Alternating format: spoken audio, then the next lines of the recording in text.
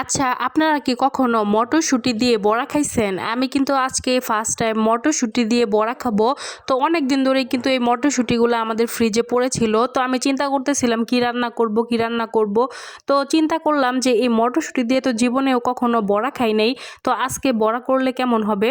তো hello everyone, আসসালামু আলাইকুম। যে যেখান থেকে আমার ভিডিওটি দেখছেন আশা করি আপনারা অনেক ভালো আছেন। আলহামদুলিল্লাহ, আল্লাহর রহমতে আমি বেশ ভালো আছি। তো এই যে দেখতে পাচ্ছেন মটরশুঁটিগুলা, তো মটরশুঁটিগুলার বড়া আজকে তৈরি করব। আর এই বড়াগুলা খাইতে কেমন হবে জানি না। তো আজকে ফার্স্ট টাইম ট্রাই করতেছি আর আপনাদের সাথে শেয়ার করতেছি।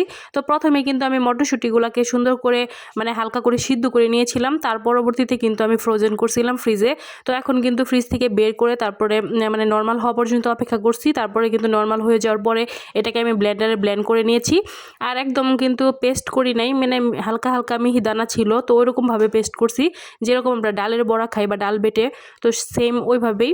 তো এখানে কিন্তু চালের গুঁড়াটা ইউজ করছি আমি। তা চালের গুঁড়াটা ইউজ করার কারণে বড়াটা খেতে একদম মচমচে হবে সেই জন্য।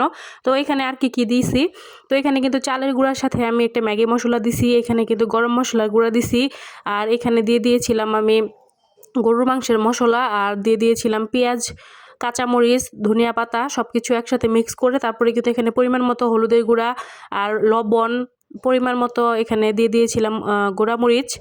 তো সব কিছু দেওয়ার পরে কিন্তু ভালোভাবে মিশিয়ে নিয়েছিলাম, মাখিয়ে দেখতেই পাচ্ছেন। তো সুন্দর করে যখন মাখানো হয়ে গিয়েছে তখন কিন্তু এটাকে আমি বড়ার শেপ তৈরি করছি, দেখেন গোল গোল করে। তো বড়ার শেপটা করার পরে কিন্তু আমি এখানে দেখতে পাচ্ছেন তেল আগে থেকে গরম করা ছিল। তো গরম তেলের মধ্যে কিন্তু এগুলা বড়াগুলো একটা একটা করে দিয়ে দিলাম। আর দিয়ে দেওয়ার পরে কিন্তু দেখেন এক পাশ কিন্তু প্রায় হয়ে গিয়েছে। তো বড়াটা একদম কিন্তু মুচমুচে হবে, ক্রিস্পি হবে আর কি।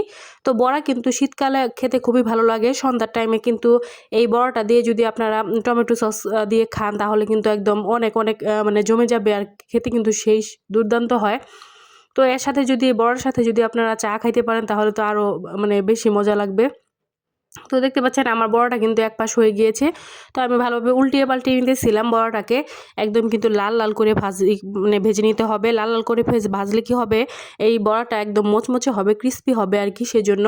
আর বড়া কিন্তু মোচমোচে না হলে কিন্তু খেতেও ভালো লাগে না, সেজন্য কিন্তু মোচমোচে করার জন্য আমি এখানে চালের গুঁড়াটা ইউজ করছি। চালের গুঁড়াটা ইউজ করার কারণে কিন্তু বড়াটা একদম মোচমোচে হয়েছে। তো যে দেখতে পাচ্ছেন আমার কিন্তু বড়াটা প্রায় হয়ে গিয়েছে, একদম লাল বর্ণ ধারণ করছে। তো লাল বর্ণ হওয়ার পরে কিন্তু বুঝতে হবে যে বড়াটা হয়ে গিয়েছে, ভিতর দিয়ে কিন্তু কাঁচাও নাই একদম। কিন্তু আমি কিন্তু মিডিয়াম হিটে এই বড়াগুলা ভাজতেছিলাম। হাই হিটে ভাজলে কিন্তু ভিতরে কাঁচা থাকবে, উপর দিকে পড়ে যাবে, সেই জন্য কিন্তু অবশ্যই আপনারা হাই হিটে ভাজবেন না, আপনারা মিডিয়াম হিটে তারপরে বড়াটাকে ভেজে নেবেন।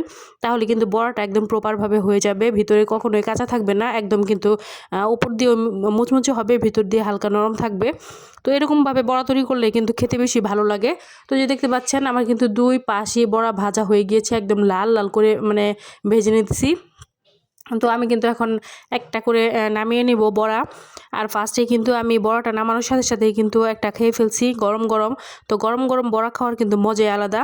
তো সবগুলো হয়ে যাওয়ার পরে কিন্তু নামিয়ে নিয়েছিলাম, আর এগুলা হচ্ছে দ্বিতীয় আর বাদ বাকি যেগুলো ছিল সেগুলা ভেজে নিতেছি। তো সবগুলো বড়া ভাজা হয়ে গেলে কিন্তু ভাত দিয়ে খেতে কিন্তু এই বড়াগুলো অনেক ভালো লাগে। তো দুপুরবেলা এই বড়াগুলো আমি ভাজতেছিলাম, ভাত দিয়ে কিছু খাবো আর কিছু বিকেলে খাবো সেই জন্য। তো সাথে সাথেই কিন্তু অনেকগুলো বড়া খাওয়া হয়ে গিয়েছিল। তো এই বড়াগুলো এতই মজা হয় কি বলবো, যে আপনারা আসলে ভাত দিয়ে এটা খাওয়ার আগেই ভাজার সাথে সাথে খাওয়া হয়ে যাবে। তো আজকের ভিডিওটি কেমন লাগলো অবশ্যই কমেন্ট করে জানাবেন। আজকের মতো এই পর্যন্তই, সবাই ভালো থাকবেন, আল্লাহ হাফেজ।